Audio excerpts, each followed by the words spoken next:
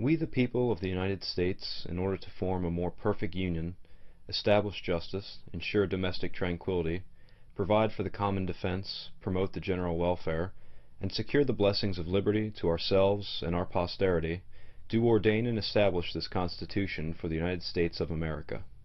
Unless you are in the 4th grade, you will probably never be asked to recite this again, but it is important for people to understand the stated purpose of the Constitution. In this lesson we will go over the original 7 articles of the U.S. Constitution and the Bill of Rights. This is a great deal of information. For the sake of student sanity, we will mainly focus on a clear and simple understanding of the first 3 articles, which form the 3 branches of the U.S. government: the legislative, executive, and the judicial. Then we'll more quickly cover the rest.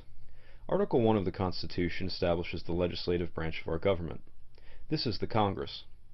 The Constitution establishes 2 houses for the Congress, the House of Representatives and the Senate. The primary purpose of the Congress is to make laws. In the House, representatives are elected every 2 years and must be at least 25 years old, have been a U.S. citizen for 7 years, and must reside in the state from which they are chosen. The House has the sole power of impeachment. This means that the House can put the President on trial for breaking the law. In the Senate, senators are elected every 6 years, must be at least 30 years old, have been a U.S. citizen for 9 years, and must reside in the state from which they are chosen. The Vice President of the United States is the President of the Senate, but the VP has no vote unless there is a tie that needs to be broken. The Senate holds the trial if the House chooses to impeach the President. The punishment can only go as far as throwing the President out of office and barring them from holding other government offices. According to Article 1, it is also Congress's job to raise money, so that means tax, and pay U.S. debts.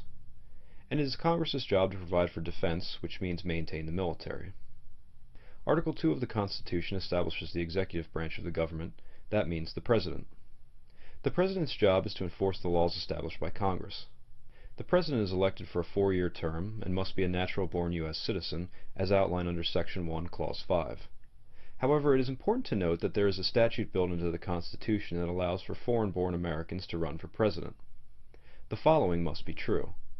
The individual must be born to at least one parent who was born on U.S. soil, and the individual had to be born within a possession of the United States. A great example was Arizona Senator John McCain, who ran for president in 2008. McCain was born in Panama. Fortunately, he was born on an American air base inside of the Panama Canal Zone, which just happened to be in American possession at the time of his birth. Additionally, to be president, a person also has to be at least 35 years old and must have been residing in the U.S. for a period of 14 years. The Constitution is very vague as to whether the 14 years must be consecutive or in general. The President is the Commander-in-Chief of the military, has power to make treaties with the consent of the Senate,